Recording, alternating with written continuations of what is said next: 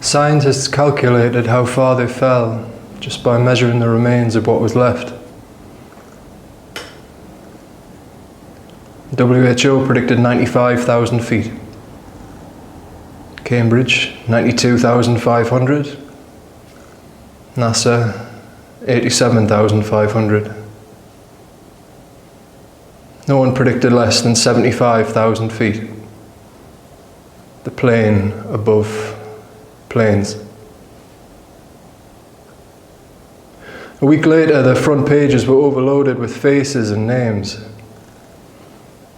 America, Russia, England, Argentina, China, Ukraine.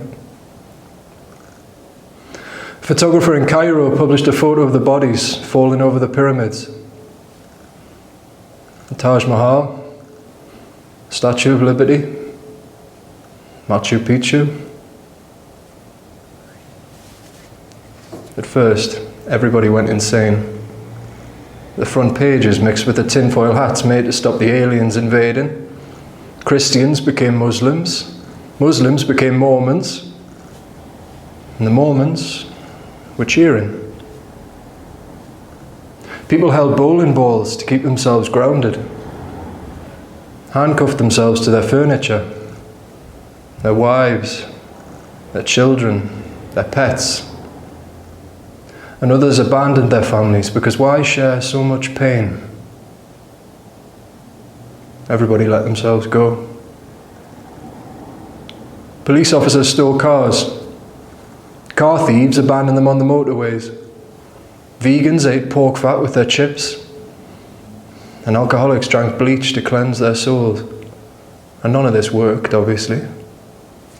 And after 6 months, the most abnormal thing was how normal the falling was. WHO concluded on 93,000 feet. And Cambridge had bigger worries than conflicting data.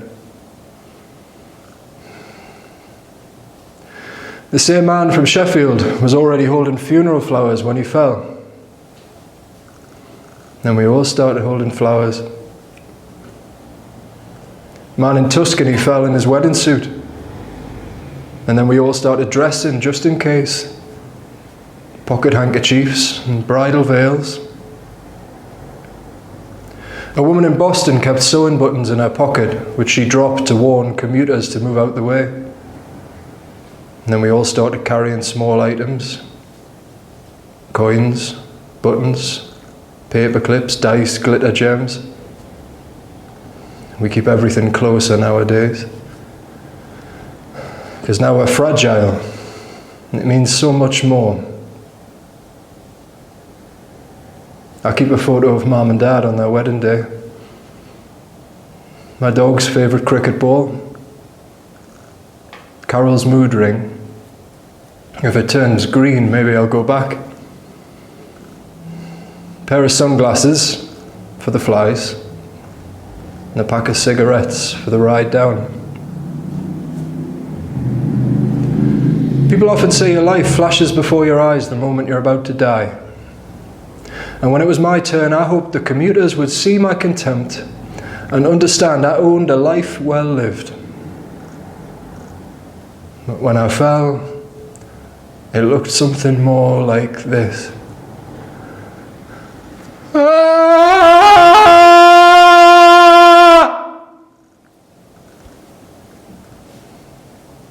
The WHO had no theories as to when you were taken or why, but I believe everyone falling knew. Plucked at your most vulnerable. When the sky took me, I was writing a letter to my mother about why I ran away, and why it was always for her. Which was perfect because I wasn't afraid of the sky. I wasn't afraid of seeing the whole world look like ants' nests and molehills. I wasn't afraid of a flock of seagulls or an EasyJet transatlantic flight.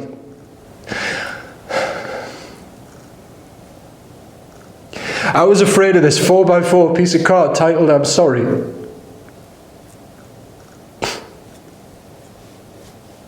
And you'd be surprised how quickly you can write when you run out at 93,000 feet. All the memories that seem so pointless become so sharp. Dad's frown when he realised his homemade bird box didn't have an entrance.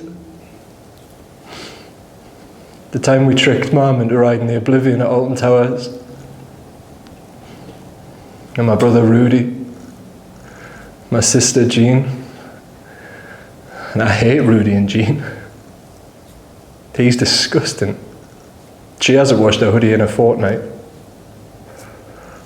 Mum still buys his trousers.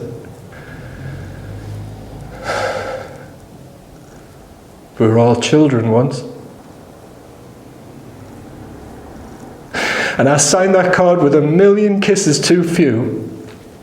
And I tucked it into my blazer pocket and I looked out at the world with a humdrum euphoria. And I'm far-sighted, which means the closer I came to the earth, the less of it I could see. I dropped my paper clips, popped my cigarette, and lit up. A few dozen feet above me, I saw him. He looked terrified. He didn't have a 4x4 card. I looked at him and I saw everything about the situation within him, the raw shite of it all. The stats, the scientists, the faith, the rituals, the junk food, and other petty attempts at comfort.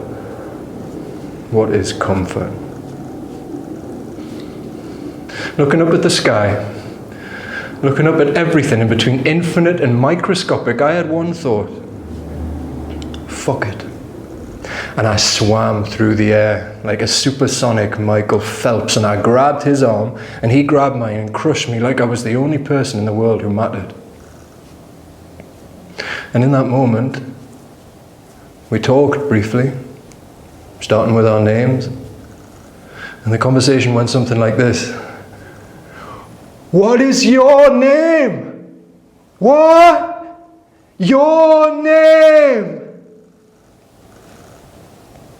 Like before, to you it sounds crazy, but to me I understood every fleeting flutter in his face.